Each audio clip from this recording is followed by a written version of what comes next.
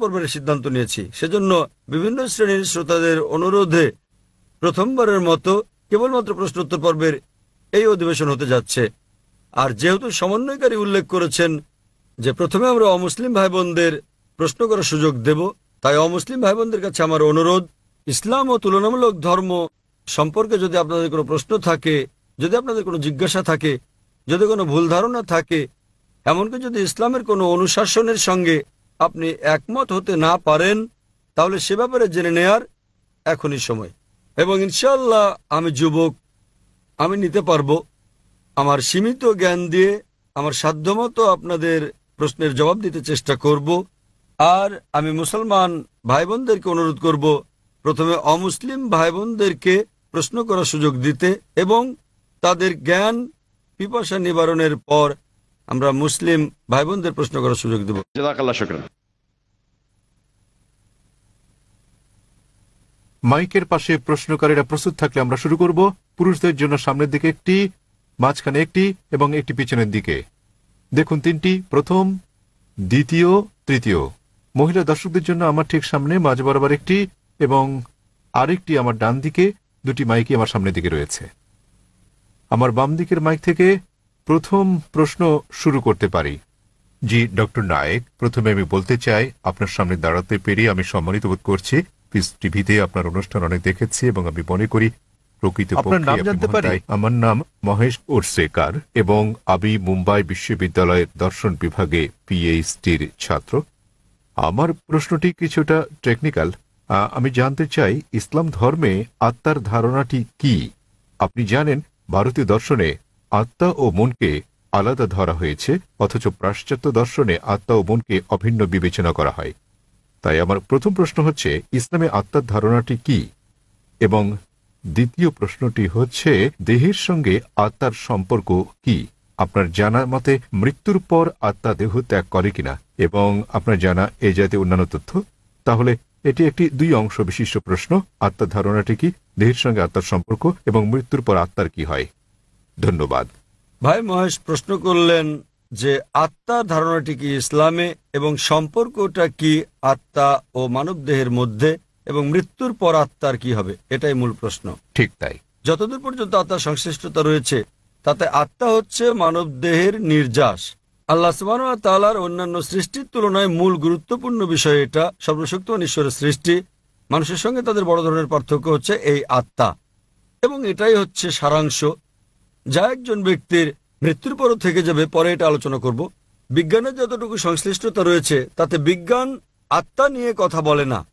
এখনো বিজ্ঞান সে পর্যায়ে পৌঁছেনি যে পর্যায়ে পৌঁছলে আত্মার অন্তঃসার রহস্য উদ্ঘাটন করা যায়। তবে গবেষণা করা হয়েছে যখন কোনো জীব মারা যায়, উদাহরণস্বরূপ মানুষের সঙ্গে তুলনা করলে, যখন একটি প্রাণী মারা যায় মৃত্যুর পরক্ষণেই সেটির ওজনের কোনো তারতম্য ঘটে না। তবে যখন আমরা একজন মানুষের ওজনের বিষয়টি বিশ্লেষণ করি, যখন তার জানকবজ করা হয় এবং সে মারা যায়, তাৎক্ষণিকভাবেই তার ওজন কমে যায়।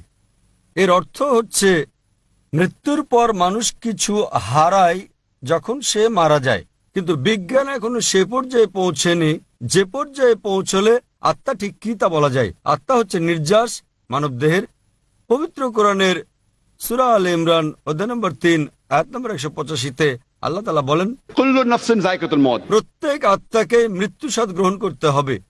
এই আয়াতে ইহকাল হচ্ছে পরকালের জন্য পরীক্ষা। কোরআনে আল্লাহ বলেন সূরা মুলক অধ্যায় নম্বর 67 আয়াত নম্বর 2, আল্লাযী খালাকাল মাউতা ওয়াল হায়াতা, অর্থাৎ আল্লাহ জীবন ও মৃত্যুকে সৃষ্টি করেছেন তোমাদের মধ্যে কর্মে কে উত্তম তা জানতে। তাই এই পার্থিব জীবন পরকালের জন্য পরীক্ষা, এবং প্রত্যেক আত্মাকে মৃত্যুর স্বাদ নিতে হবে। একজন মানুষ মারা গেলে তার আত্মা দেহের মধ্যে থাকে না, কিন্তু বিচার দিবসে যখন তাকে পুনরুত্থিত করা হবে তখন তার করা নেক কাজ ও পাপ কাজের উপর ভিত্তি করে বিচার দিবসে সর্বশক্তিমান ঈশ্বর, তিনি মালিক ইয়াউমিদ্দিন, অর্থাৎ তিনি বিচার দিবসের মালিক, দুনিয়ার জীবনে আপনি যেমন কাজ করেছেন তার উপর ভিত্তি করে সেদিন আপনার জন্য নির্ধারণ করা হবে আপনি বেহেশতে না দোজখে যাবেন। সুতরাং আত্মা জীবিত থাকে, আত্মা মরে না। এটি কেবল মৃত্যুর স্বাদ গ্রহণ করে যখন কোনো মানুষের দেহ মারা যায়। যখন দেহ প্রাণের সঙ্গে থাকে তখন সে মানুষ। তবে পরকালে সম্পূর্ণ নতুন একটা দেহ দেওয়া হবে এবং আত্মা বেঁচে থাকবে, এবং তখন এই জীবনের পরীক্ষার ফলাফলের উপর ভিত্তি করে বেশ দুযোগ দেওয়া হবে। আশা করি উত্তরটা আপনি পেয়েছেন। আত্মা আর মন কি অনুরূপ?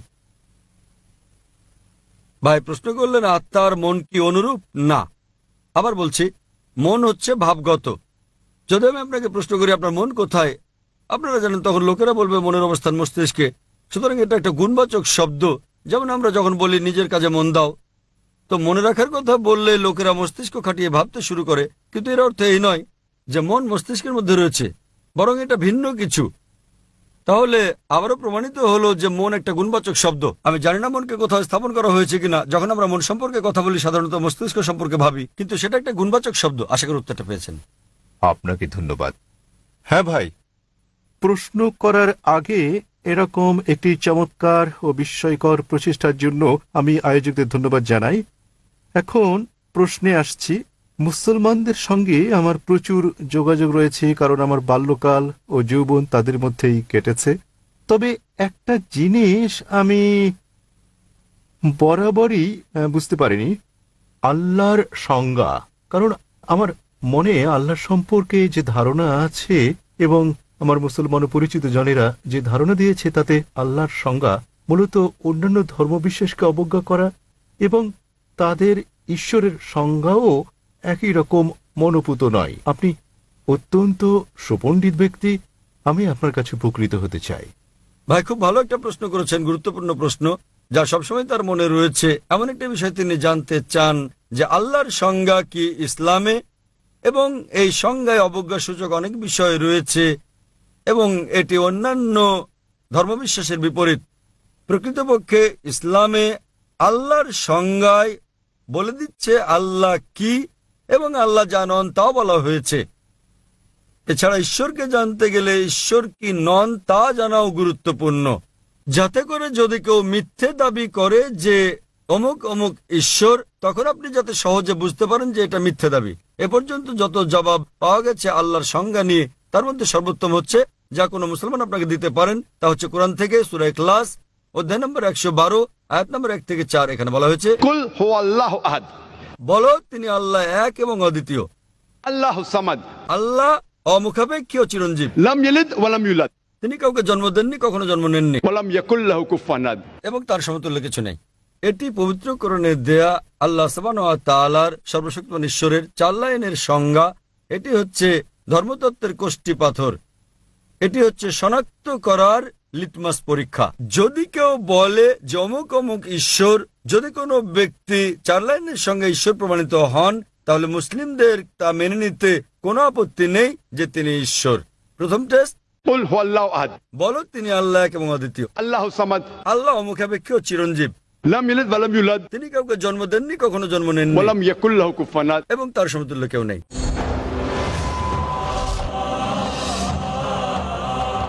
উদাহরণস্বরূপ আমি আপনাদের একটা উদাহরণ দেব। কিছু মানুষ আছে যারা বলে ভগবান রজনীশ ঈশ্বর। প্রশ্নোত্তরের সময় এক হিন্দু ভাই আমাকে বলেন, আমরা হিন্দুরা তাকে ঈশ্বর বলে গণ্য করি না। আমি কখনোই বলিনি যে হিন্দুরা ভগবান রজনীশকে ঈশ্বর বলে। অনেক মানুষ আছে যারা ভগবান রজনীশকে ঈশ্বর বলে মানে। এখন আমি একটা নমুনা দেখাবো কেন আমরা এই নেতিবাচক ব্যবহার করি। যেমন ইতিবাচক, বলো তিনি আল্লাহ এক অদ্বিতীয়, আল্লাহু সামাদ, আল্লাহ অমুখাপেক্ষী ও চিরঞ্জীব, লাম ইয়ালিদ ওয়া লাম ইউলাদ, তিনি কাউকে জন্ম দেননি, কখনো জন্ম নেননি। কেন আমরা এটা ব্যবহার করি? এখন আমরা ভগবান রজনীশকে পরীক্ষা করব। প্রথম পরীক্ষা হচ্ছে, কুল হুয়াল্লাহু আহাদ, বলো তিনি আল্লাহ এক এবং অদ্বিতীয়। ভগবান রজনীশ কি এক এবং অদ্বিতীয় ছিলেন? তিনি একমাত্র ব্যক্তি ছিলেন যিনি নিজেকে ঈশ্বর দাবি করেছেন। এমন শত শত লোক নিজেদের ঈশ্বর দাবি করেন, এবং আমাদের দেশ ভারতে হাজার হাজার মানুষ নিজেদের ঈশ্বর বলে দাবি করেন। হাজার হাজার মানুষ বলেছেন তারা ঈশ্বর, তিনি কেবল একা নন। কিন্তু একজন রজনীশ ভক্ত বলবে না, ভগবান রজনীশ অদ্বিতীয়। আসুন দ্বিতীয় পরীক্ষা করি।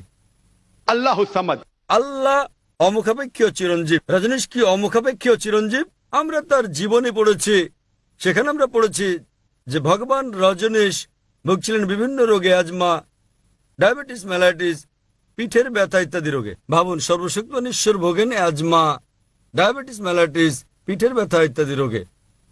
তৃতীয় পরীক্ষা, লাম ইয়ালিদ ওয়া লাম ইউলাদ, তিনি কাউকে জন্ম দেননি, জন্ম নেননি। আমরা জানি ভগবান রজনীশ মধ্যপ্রদেশে জন্মগ্রহণ করেন এবং তার পিতামাতা ছিল আর 1981 সালে তিনি আমেরিকা যান এবং হাজার হাজার আমেরিকানকে তার ভক্ত বানান এবং অরেগন রাজ্যে তিনি নতুন সেন্টার চালু করেন নাম রজনীশপুরম। পরবর্তীতে আমেরিকান সরকার তাকে গ্রেপ্তার করে জেলে পুরে দেয়। রজনীশের অভিযোগ আমেরিকান সরকার তাকে স্লো পয়জন দিয়েছে।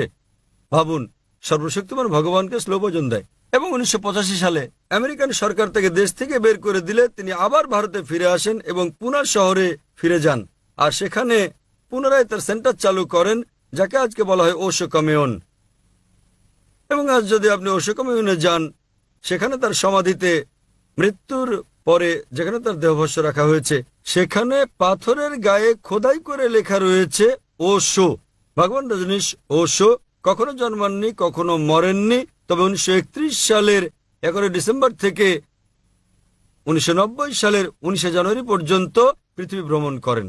কখনো জন্মাননি, কখনো মরেননি, তবে পৃথিবী ভ্রমণ করেছেন 1931 সালের 11 ডিসেম্বর থেকে 1990 সালের 19 জানুয়ারি পর্যন্ত। সেখানে তারা তার সমাধিতে এটা উল্লেখ করতে ভুলে গেছে যে তাকে পৃথিবীর 21টি দেশ ভিসা দিতে রাজি হয়নি। ভাবুন, সর্বশক্তিমান ঈশ্বর পৃথিবী ভ্রমণ করতে এসেছেন এবং তার ভিসা প্রয়োজন হয়েছে। এবং শেষ পরীক্ষা, ওয়ালাম ইয়াকুল্লাহু কুফুয়ান আহাদ। এটা এতই কঠিন যে যদি পৃথিবীর কোনো কিছুকে আপনি ঈশ্বরের সঙ্গে তুলনা করতে পারেন, তিনি ঈশ্বর নন। ওয়ালাম ইয়াকুল্লাহু কুফুয়ান আহাদ। আমরা জানি ভগবান রজনীশ, তার সাদা দাড়ি ছিল, মানুষের মতো ছিল, দুটো চোখ, একটা নাক, একটা মুখ, দুটো হাত। যদি আপনি পৃথিবীর কোনো কিছুকে ঈশ্বরের সঙ্গে তুলনা করেন, তিনি ঈশ্বর নন। ওয়ালাম ইয়াকুল্লাহু কুফুয়ান আহাদ। উদাহরণস্বরূপ যদি কেউ বলে থাকেন যে সর্বশক্তিমান ঈশ্বর হচ্ছেন আর্নল্ড শোয়ার্জনেগারের চেয়ে 1000 গুণ শক্তিশালী, আপনি হয়তো শোয়ার্জনেগারের নাম শুনেছেন। এই ব্যক্তি পদে পেয়েছিলেন মিস্টার ওয়ার্ল্ড, পৃথিবীর সবচেয়ে শক্তিশালী মানুষ, মিস্টার ইউনিভার্স, মহাবিশ্বের সবচেয়ে শক্তিশালী মানুষ। যখন আপনি পৃথিবীর কোনো কিছুকে ঈশ্বরের সঙ্গে তুলনা করবেন, তাতে হন তিনি আর্নল্ড শোয়ার্জনেগার, দারা সিং বা কিংকং, হন তিনি 1000 গুণ বা লক্ষ গুণ শক্তিশালী। যখনই আপনি পৃথিবীর কোনো কিছুকে ঈশ্বরের সঙ্গে তুলনা করবেন, তিনি ঈশ্বর নন। ওয়ালাম ইয়াকুল্লাহু কুফুয়ান আহাদ। সুতরাং এই ভাইয়ের কমতি রয়েছে সর্বশক্তিমান ঈশ্বরের ধারণায়। এবারে প্রশ্নের দ্বিতীয় অংশটি নিয়ে বলি যে এটা কেন অন্যান্য ধর্মের ঈশ্বরের ধারণার সাথে বিপরীত। প্রকৃতপক্ষে এটা একটা ভুল ধারণা যে পবিত্র কোরআনে আল্লাহ সুবহানাহু ওয়া তাআলার ধারণা অন্যান্য ধর্মের বিপরীত। এটা অন্যান্য ধর্মের আচার অনুষ্ঠানের বিপরীত, আমি একমত। তবে অন্যান্য ধর্মগ্রন্থের বিপরীত নয়, কারণ দুর্ভাগ্যজনকভাবে বেশিরভাগ ধর্মের অনুসারীরাই, হোক সেটা খ্রিস্টান ধর্ম, হিন্দু ধর্ম ইত্যাদি, তারা নিজেদের ধর্মগ্রন্থ পড়ে দেখে না। তাই যদি আমরা অমুসলিমদের আচার অনুষ্ঠানের পর্যালোচনা করি, তাহলে সেগুলো ইসলামের বিপরীত হলেও ধর্মগ্রন্থের বিপরীত নয়। যে কোনো ধর্মের ঈশ্বরের ধারণা অনুধাবন করতে হলে উত্তম হচ্ছে সে ধর্মগ্রন্থে ঈশ্বরের ব্যাপারে কি বলা হয়েছে তা খুঁজে বের করার চেষ্টা করা। কোন ধর্মের অনুসারীরা কি করছে তা দেখে ঈশ্বরের ধারণা খোঁজা উচিত নয়। উদাহরণস্বরূপ, যদি আপনি শিখ ধর্মের ঈশ্বরের ধারণা জানতে চান, তাহলে উত্তম হচ্ছে পাঠ করা গুরু গ্রন্থ সাহেব, আদি গ্রন্থ। আপনি গুরু গ্রন্থ সাহেবের প্রথম খণ্ড, প্রথম অধ্যায়, প্রথম অনুচ্ছেদটা পাঠ করেন। আপনি এটা জাপুজি নামে পরিচিত। এতে কি বলা হয়েছে? ঠিক আছে, জাপুজি। এতে বলা হয়েছে যে ঈশ্বর একজন, ঈশ্বরকে সত্য বলা হয়েছে, তাকে চিরঞ্জীব বলা হয়, তিনি হচ্ছেন বিরাজমান, তিনি দয়ালু, তিনি ভয় ও অভাব মুক্ত।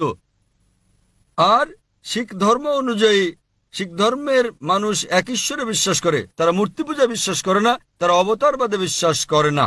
আর প্রকাশ্যে তাকে এক ওমকারা বলা হয় এবং অপ্রকাশ্যে তাকে ওমকারা বলা হয়। এবং শিখ ধর্মগ্রন্থ পাঠ করলে দেখবেন সেখানে সর্বশক্তিমান স্রষ্টার বিভিন্ন গুণাবলী আছে। যদি শিখ ধর্ম পড়েন, সর্বশক্তিমান ঈশ্বরকে বলা হয়েছে সত্যনামা, তাকে পবিত্র নামে ডাকা হয়েছে। তাকে বলা হয়েছে কর্তার অর্থাৎ স্রষ্টা, তাকে বলা হয়েছে রহিম মানে দয়ালু, তাকে বলা হয়েছে করিম অর্থাৎ দাতা, তাকে আরো বলা হয়েছে ওয়াহে গুরু অর্থাৎ একক সত্য ঈশ্বর। সুতরাং ধর্মগ্রন্থের দিক দিয়ে শিখ এবং ইসলাম ধর্মে ঈশ্বরের ধারণা একই। অনুরূপভাবে হিন্দু ধর্মের কথায় আসি, হিন্দু ধর্মেও যদি হিন্দু ধর্মগ্রন্থ পড়েন, পরিষ্কার উল্লেখ আছে উপনিষদে, ছান্দোক্য উপনিষদ অধ্যায় নম্বর 6, অনুচ্ছেদ নম্বর 2, শ্লোক নম্বর 1, একম এবিদিত্যম, ঈশ্বর এক এবং অদ্বিতীয়। এটা আর উল্লেখ আছে শ্বেতক্ষেত্র উপনিষদে অধ্যায় নম্বর 6, অনুচ্ছেদ নম্বর 9, নাচস্য কসিজ জনিতা ন চদীপা। মহান ঈশ্বরের তার কোনো পিতা মাতা নেই, তার কোনো কর্তা নেই, তার কোনো প্রভু নেই, এছাড়া উল্লেখ আছে শ্বেতাক্ষেত্র উপনিষদে অধ্যায় নম্বর 4 শ্লোক নম্বর 19 এবং যজুর্বেদ অধ্যায় নম্বর 32 অনুচ্ছেদ নম্বর 3-এ न तस्य प्रतिमा अस्ति। মহান ঈশ্বরের কোনো প্রতিমা নেই। সংস্কৃত ভাষায় প্রতিমা মানে হচ্ছে প্রতিবিম্ব, আলোকচিত্র, অঙ্কনচিত্র, ছবি, প্রতিকৃতি, প্রতিমা, মূর্তি, ভাস্কর্য। তাই এখানে বলা হয়েছে न तस्य प्रतिमा अस्ति। মহান ঈশ্বরের কোনো প্রতিবিম্ব নেই, প্রতিকৃতি নেই, আলোকচিত্র নেই, ভাস্কর্য নেই, প্রতিমা নেই, পুতুল নেই, মূর্তি নেই। তবুও দুর্ভাগ্যজনকভাবে দেখা যায় যে হিন্দুরা এখনো প্রতিমা পূজা করে। এজন্য কাকে দোষ দেবেন? আমি বেদের উদ্ধৃতি দিচ্ছি। হিন্দুদের সকল ধর্মগ্রন্থগুলোর মধ্যে বেদ হচ্ছে সর্বশ্রেষ্ঠ গ্রন্থ, কিন্তু তাও আপনি লক্ষ্য করবেন যে হিন্দুরা এখনো প্রতিমা পূজা করছে। কেন? কারণ হিন্দু ধর্মের পণ্ডিতেরা বলেন যে দেখো জাকির ভাই, তুমি জানো নিম্ন শ্রেণীর লোকেরা এগুলো বুঝতে চায় না, তাই মনোনিবেশের জন্য আমাদের প্রতিমা প্রয়োজন হয়। আমরা সচেতনতার উচ্চ পর্যায়ে পৌঁছানোর পর আর প্রতিমার প্রয়োজন হয় না। তখন আমি বললাম হিন্দু পণ্ডিতকে, আমরা মুসলিমরা ইতোমধ্যে সচেতনতার উচ্চ পর্যায়ে পৌঁছে গেছি। এটা হচ্ছে হিন্দু ধর্মের ভিত্তি, বেদের ভিত্তি। কিন্তু হিন্দু ধর্মের আর্য সমাজের মতো কিছু গোত্র আছে যারা প্রতিমা পূজার নিন্দা করে। একইভাবে যদি খ্রিস্ট ধর্মের দিকে তাকান, খ্রিস্টানদের ধর্মগ্রন্থ পড়েন, দেখবেন খ্রিস্ট ধর্মগ্রন্থ মূর্তি পূজার বিরোধী। তবুও আপনি দেখেন যে ক্যাথলিকরা তারা ঈশ্বরের চিত্র তৈরি করে এবং বলে যীশু খ্রিস্ট তারপর শান্তি বর্ষিত হচ্ছেন সর্বশক্তিমান ঈশ্বর।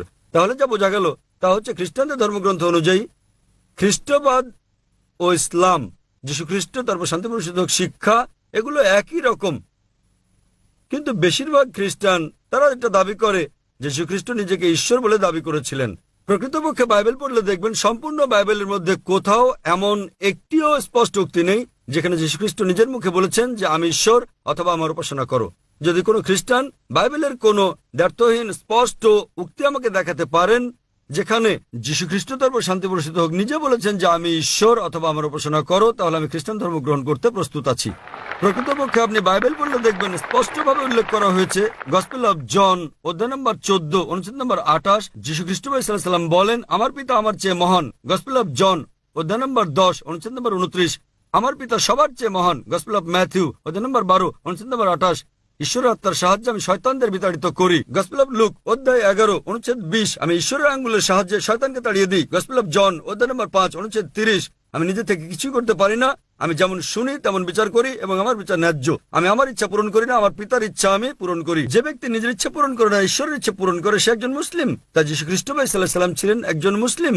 তিনি কখনোই নিজেকে ঈশ্বর দাবি করেননি এবং তা স্পষ্টভাবে উল্লেখ আছে বুক অফ অ্যাক্টস অধ্যায় নম্বর 2 অনুচ্ছেদ নম্বর 22, হে ইসরায়েলগণ তোমরা শোনো, নাজারেথের যিশু এক ব্যক্তি যাকে ঈশ্বর তোমাদের মধ্য থেকে মনোনীত করেছেন। ঈশ্বর তাকে দিয়ে অনেক অলৌকিক কাজ করিয়েছেন এবং তোমরা তার সাক্ষী। তোমাদের মধ্যে হতে ঈশ্বর মনোনীত এক ব্যক্তি, ঈশ্বর তাকে দিয়ে অনেক অলৌকিক কাজ করিয়েছেন এবং তোমরা তার সাক্ষী। তাই যদি আপনি বাইবেল পড়েন দেখবেন ইহুদি এবং খ্রিস্টান ধর্মে তারা এক ঈশ্বরে বিশ্বাস করে যার কোনো প্রতিমূর্তি নেই। এটা পরিষ্কারভাবে উল্লেখ আছে বুক অব ডিউটেরোনমিতে অধ্যায় নম্বর 5 অনুচ্ছেদ নম্বর 7 থেকে 9। এখানে বলা হয়েছে যে আমি ছাড়া তোমাদের আর কোনো ঈশ্বর নেই। তোমরা ঊর্ধ্বলোকের স্বর্গ, নিচের মর্ত ও পৃথিবীর নিচের পানিতে থাকা কোনো কিছুর চিত্র খোদাই করো না। তাদের সামনে তোমরা কখনো মাথা নত করবে না, তাদের উপাসনা করবে না, কারণ আমি তোমাদের ঈশ্বর, তোমাদের প্রভু ঈশ্বরান্বিত ঈশ্বর। আরো জানতে আপনি আমার ছেলের বক্তৃতা শুনতে পারেন। আগামীকাল আমার ছেলে 3:45 বিস্তারিত বক্তব্য রাখবে, বিষয় একই। আমার এই আলোচনায় বিশ্বের প্রধান প্রধান ধর্মে ঈশ্বরের ধারণা, এবং আপনি বুঝতে পারবেন এটা একই রকম। আমরা যেমন এক ঈশ্বরে বিশ্বাস করি যার কোনো চিত্র নেই এবং আমরা কেবল তারই উপাসনা করি, অন্য কারো নয়। আশা করি উত্তরটা পেয়েছেন। আপনাকে অনেক ধন্যবাদ। এবং আপনি আমার জন্য বলেছেন, কারণ ঈশ্বরের সংজ্ঞা যা দিয়েছেন তাতে শিখ মতবাদে যা আছে তা ইসলামের সাথে তুলনা করা হয়েছে।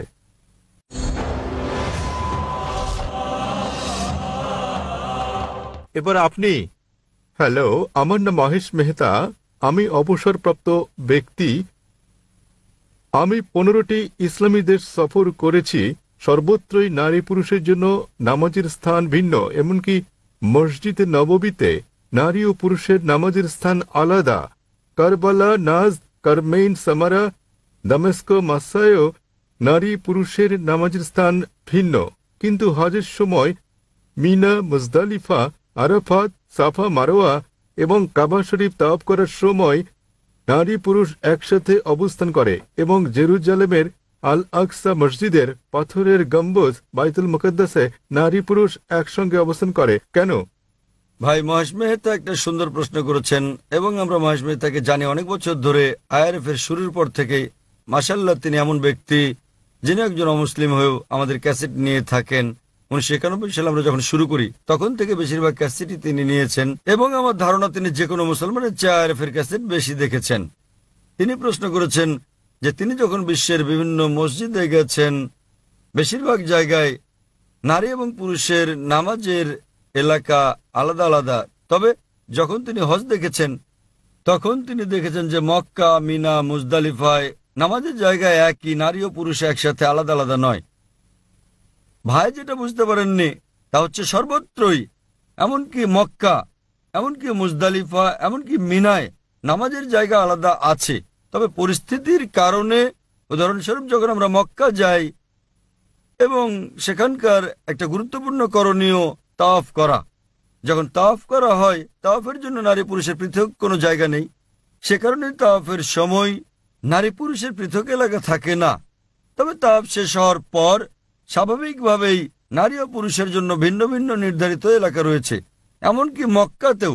তবে যখন তাওয়াফ করা হয় তখন যদি নামাজের সময় হয়, কিছু কিছু মহিলা নির্ধারিত এলাকায় যেতে না পেরে তারা হয়তো এমন এলাকায় দাঁড়ান যা নারীদের জন্য নির্ধারিত নয়, সে কারণে এমন ঘটনা ঘটে। এরকম পরিস্থিতিতে আমরা দেখতে পাই কিছু কিছু মহিলা হয়তো পুরুষদের এলাকায় মিশে গেছে। তবে দূরবর্তী এলাকায় গেলে আপনি এটা দেখতে পাবেন, মাতাফ এলাকায় নয়, আপনি দেখবেন নারীদের জন্য পৃথক নির্ধারিত এলাকা রয়েছে এবং পুরুষদের জন্য আলাদা রয়েছে। সাধারণ মসজিদে আমাদের আছে, নারী ও পুরুষদের জন্য পৃথক প্রবেশদ্বার আছে। হারামে এমনকি নারীদের জন্য পৃথক এলাকা আছে। তবে যখন তারা তাওয়াফ করেন তখন পুরুষদের সাথে মিশে যেতে বাধ্য হন, কিন্তু যখন তারা নামাজ আদায় করবেন তখন পৃথক এলাকায় করবেন। তবে সময়ের অভাবে তারা নির্দিষ্ট এলাকায় পৌঁছাতে না পারার কারণে নির্দিষ্ট কিছু এলাকায় নারী এবং পুরুষদের একসঙ্গে দেখা যেতে পারে। এরকম ঘটনা আপনারা দেখতে পাবেন মিনায়, একই রকম মুজদালিফায় এবং মিনায়ও আপনি নারী ও পুরুষের এক সারিতে দাঁড়িয়ে এরকম দেখতে পাবেন না, কারণ তারা ছড়িয়ে ছিটিয়ে থাকে। এটা একটা বড় এলাকা, কারণ তাদের পরিবারের সঙ্গে আসেন। একইভাবে যখন তারা হারামে আসেন, মক্কায় পরিবারের সঙ্গে আসেন, তো যেহেতু পরিবারের সঙ্গে আসেন তারা একটা নির্দিষ্ট জায়গা বেছে নেন। ধরেন একটা এলাকা 100 একর হতে পারে, এর অর্ধেক পুরুষদের জন্য, বাকি অর্ধেক নারীদের। সেক্ষেত্রে পরিবারগুলো একত্র থাকতে পারে না। অন্যান্য মসজিদগুলোতে সেগুলো ছোট হওয়ার কারণে সহজে নামাজ পড়ার জায়গা পৃথক করা যায়। প্রবেশের পথ আলাদা, বের হওয়ার পথ আলাদা এবং বাইরে তারা পরিবারের সঙ্গে মিলতে পারে। এতে গেল মুজদালিফা আর আরাফাত ময়দান শত শত একরের। হজ পালনের জন্য পরিবার একত্রে আসে, তারা যখন অবস্থান করে আরাফাত, মিনা, মুজদালিফায়, তখন এমনকি নামাজের সময় নারী পুরুষ একই সারিতে দাঁড়ায় না। সেখানে পৃথক এলাকা আছে, তবে এরিয়া ছড়ানো ছিটানো, সে কারণে এটা মনে নাও হতে পারে যে তারা আলাদা। তবে আপনি মসজিদে খায়েফে গেলে, অর্থাৎ মিনা অথবা আরাফাতে মসজিদে নামরায় গেলে অন্যান্য মসজিদের মতো নারী পুরুষের পৃথক ব্যবস্থা দেখতে পাবেন। কারণ যখন তারা একটা বৃহৎ জামাতে নামাজ পড়ে একটা বড় এলাকায় পরিবার সঙ্গে থাকলে এটা আরো কঠিন। অন্যথায় নারী ও পুরুষ সবসময় পৃথক থাকার কথা, পৃথক কিন্তু সমান সুযোগ। কেন? কারণ হচ্ছে যাতে তারা আল্লাহ সুবহানাহু ওয়া তাআলার প্রতি মনোনিবেশ করতে পারেন। সেজন্য নারী ও পুরুষের সহাবস্থান না থাকাই ভালো। আশা করি উত্তরটা পেয়েছেন। আমরা পরের প্রশ্নটি নেব পুরুষদের সারির মাঝের দিকের মাইক থেকে। মাইক নম্বর 2, এটি মাইক নম্বর 1, মাঝের দিকের ওইটি মাইক নম্বর 2, তৃতীয় মাইকটি মাইক নম্বর 3, পুরুষদের সারির পিছনের দিকে। নারীদের সারির সামনের দিকে রয়েছে মাইক নম্বর 1, আমার সামনের দিকে, এবং ওই পাশে কিছুটা পেছনের দিকে একটা মাইক আছে, সেটি মাইক নম্বর 2 নারী শ্রোতাদের জন্য। আমরা পুরুষদের সারির মাঝের দিকের মাইক নম্বর 2 থেকে প্রশ্ন নেব। হ্যাঁ ভাই, আপনি বলুন। জি, আমার নাম অর্জুন জে রাও, আমার বয়স 19 বছর। বিভিন্ন আধ্যাত্মিক পর্যায়ে বিভিন্ন লোক রয়েছেন সংশোধন ও বোঝার পর্যায়ে। আমার ধারণা ইসলাম এমন লোকদের জন্য যারা ইতিমধ্যে আধ্যাত্মিক দিক দিয়ে পুরোপুরি অগ্রসর। সকলে ইসলামের শিক্ষা অর্থবহরূপে অনুসরণ করতে পারে না।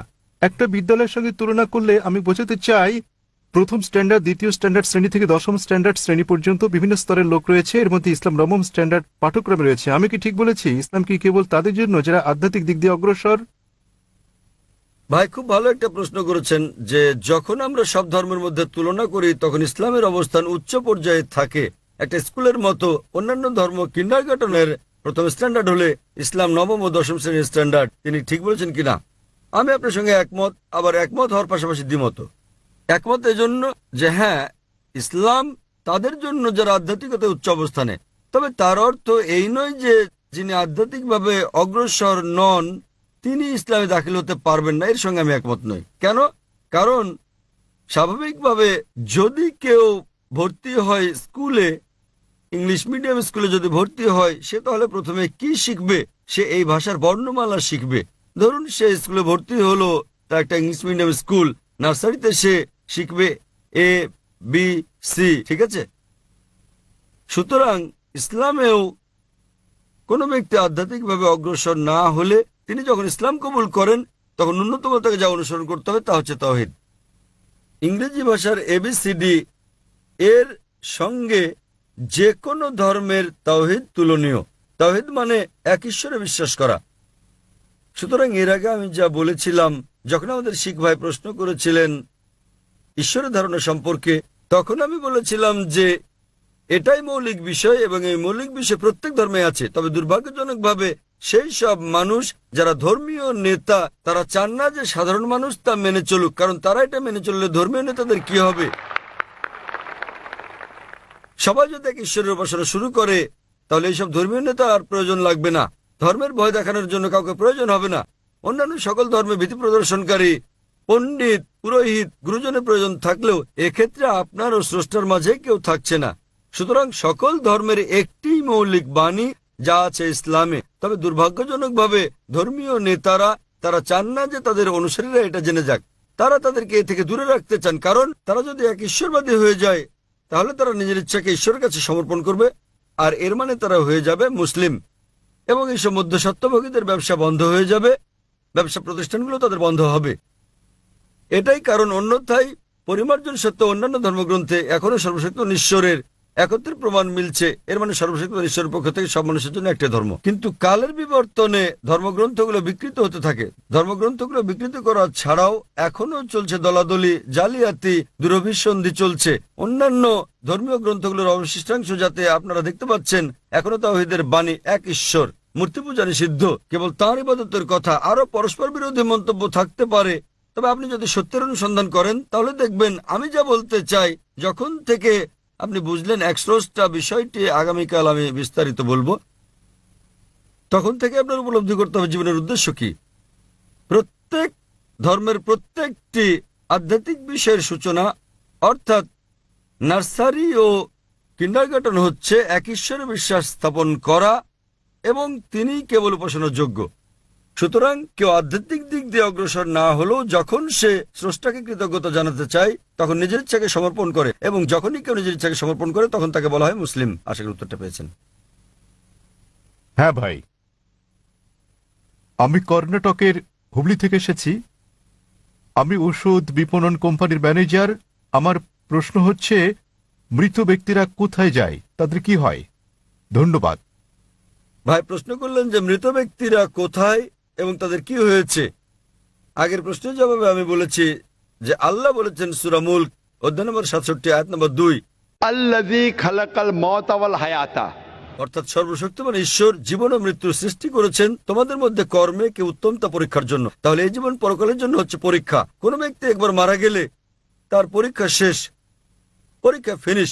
তবে সকল মানুষের পরীক্ষার ফলাফল পৃথিবীর বুকে প্রথম মানুষ হযরত আদম আলাইহিস সালাম থেকে শুরু করে আমাদের সময় জীবিত সবার জীবন ধারণকারী শেষ মানুষটি পর্যন্ত সকলকে বিচার দিবসে পুনরুত্থিত করা হবে এবং একযোগে সবার পরীক্ষার ফলাফল প্রকাশ করা হবে। আপনি জানেন, একটা উদাহরণ দিচ্ছি, আমরা কিভাবে ভোট দেই। ভোট গ্রহণ করা হয় উত্তর ভারতে একটা তারিখে, দক্ষিণ ভারতে অন্য একটা তারিখে, পূর্ব ভারতে ভিন্ন একটা তারিখে, কিন্তু গণনা শুরু হয় একযোগে এবং ফলাফলও ঘোষণা করা হয় একযোগে।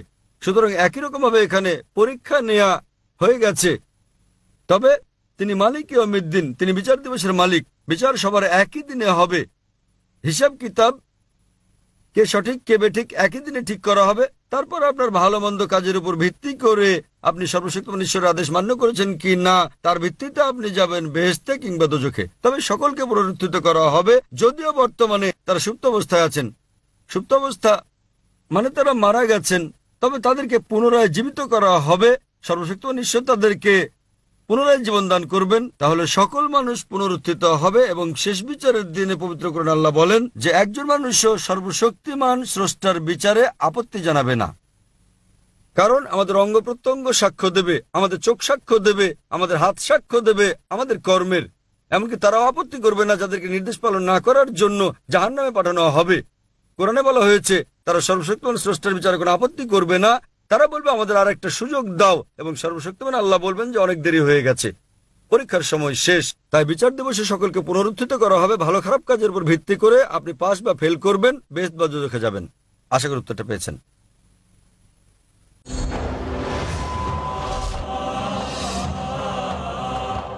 শুভ সন্ধ্যা।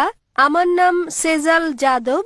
আমার প্রশ্ন, ভারতের মুসলমান ভাইয়েরা কেন বন্দে মাতরম বলা থেকে বিরত থাকেন এবং এর কারণ কি? আমি বলতে চাচ্ছি, বন্দে মাতরম ভারতের জাতীয়তাবাদকে বোঝায় এবং কোনো ধর্মীয় পরিচয় বহন করে না। বোন, আপনি কি গতকাল এই অনুষ্ঠানে ছিলেন? জি না স্যার। হ্যাঁ, কারণ গতকাল এক বোন এই প্রশ্নটাই করেছিলেন। তবে আপনি যেহেতু ছিলেন না, আমি আবার উত্তরটা দিচ্ছি। বোন প্রশ্ন করলেন যে কেন মুসলিমরা বন্দে মাতরম বলা থেকে বিরত থাকেন। মুসলিমরা কেন বিরত থাকেন জবাব দেওয়ার আগে আমি আপনাদের পরামর্শ দেই যে হিন্দুদেরও বিরত থাকা উচিত। কেন? কেননা এটা ধর্মগ্রন্থের বিপক্ষে যায়, যা আমি আগে উল্লেখ করেছি। এর আগের প্রশ্নের জবাবে যখন আমাদের শিখ ভাই প্রশ্নটা করেছিলেন, তখন আমি উদ্ধৃতি দিয়েছিলাম উপনিষদ থেকে, বেদ থেকে, সর্বশক্তিমান ঈশ্বর কেবল তারই উপাসনা করা উচিত, তার কারো নয়, তার কোনো প্রতিমা নেই। এখন বন্দে মাতরম একটা গান, এতে 3 বার বলা হয়েছে বন্দে মাতরম। বন্দে মাতরম মানে কি? মাতৃভূমির চরণে আমি মাথা নত করি। হিন্দু ধর্ম অনুযায়ী আপনি কেবল সর্বশক্তিমান ঈশ্বরেরই উপাসনা করেন, অন্য কারো নয়। ঈশ্বর তিনি তো এই দেশেরও স্রষ্টা, ঠিক আছে? তাহলে এটা আপনার ধর্মগ্রন্থের বিরুদ্ধে যায় এবং হিন্দু ধর্ম প্রতিমা পূজার বিরোধী। হিন্দু ধর্মে বলা হয়েছে তুমি কেবলমাত্র সর্বশক্তিমান ঈশ্বরের কাছে মাথা নত করো, অন্য কারো কাছে নয়। তোমরা কেবল তার উপাসনা করো, অন্য কারো নয়। তাই মুসলমান ছাড়াও প্রথমে আমি বলতে চাই এটা হিন্দু ধর্মগ্রন্থেরও বিরুদ্ধে যায়। আপনি যে কোনো হিন্দু পণ্ডিতকে জিজ্ঞেস করে দেখেন, একজন অজ্ঞ পুরুষ কিংবা মহিলাকে জিজ্ঞেস করলে হিন্দু ধর্মগ্রন্থ সম্পর্কে অজ্ঞতার কারণে তারা এটা না বুঝতেও পারে। জাতীয়তার ব্যাপারে আমি আপনাকে পরে বলছি। এখন মুসলিমদের ব্যাপারে বলতে গেলে আবারও এই শব্দ বন্দে মাতরম বিরুদ্ধে যাচ্ছে পবিত্র কোরআনের। কারণ ইসলাম ধর্মে আমরা কেবলমাত্র এক ঈশ্বরের উপাসনা করি, অন্য কারো নয়। এবং এই দেশ ভারত, আমরা মুসলিমরা দেশকে ভালোবাসি, এদেশকে শ্রদ্ধা করি এবং সর্বশক্তিমান ঈশ্বর স্রষ্টার আইনের বিরুদ্ধে না যাওয়া পর্যন্ত আমরা দেশের আইন মেনে চলি। এই দেশের আইন মেনে চলতে আমাদের মুসলিমদের কোনো আপত্তি নেই। তবে কোনো আইন সর্বশক্তিমান ঈশ্বরের আইনের বিপক্ষে গেলে আমরা তা কখনোই অনুসরণ করি না। যেহেতু সর্বশক্তিমান ঈশ্বর তিনি তো এই দেশেরই স্রষ্টা, তাই আমরা কি দেশ না সর্বশক্তিমান ঈশ্বরের কাছে মাথা নোয়াবো?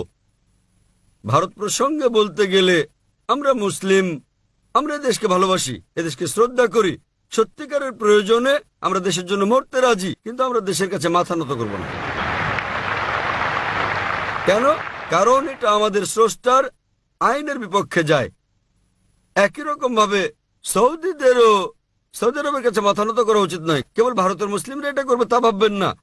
সৌদি আরবে একজন সৌদি কখনো সৌদি আরবের কাছে মাথা নত করবে না। পাকিস্তানে একজন পাকিস্তানি মুসলমান কখনো পাকিস্তানের কাছে মাথা নত করবে না। এটা ভারতের জন্য কোনো বিশেষ আইন নয়, কারণ সৌদি আরব আল্লাহ সুবহানাহু ওয়া তাআলার চেয়ে শক্তিশালী নয়। পাকিস্তান যদিও নাম পাক, কিন্তু আল্লাহ সুবহানাহু ওয়া তাআলার চেয়ে তা বড় নয়।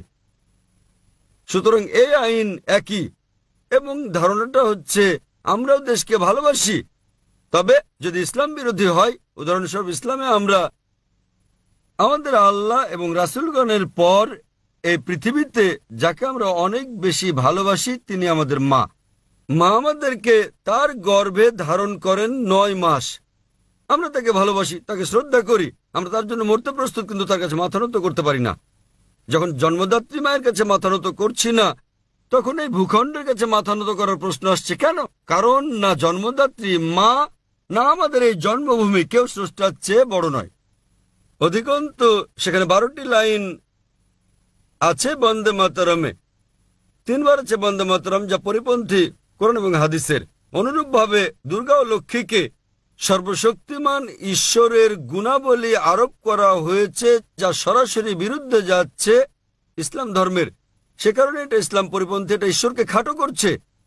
তাই কেবল এই দেশের জন্য আমি আমার স্রষ্টাকে খাটো করব না, কিন্তু আমি দেশকে ভালোবাসি।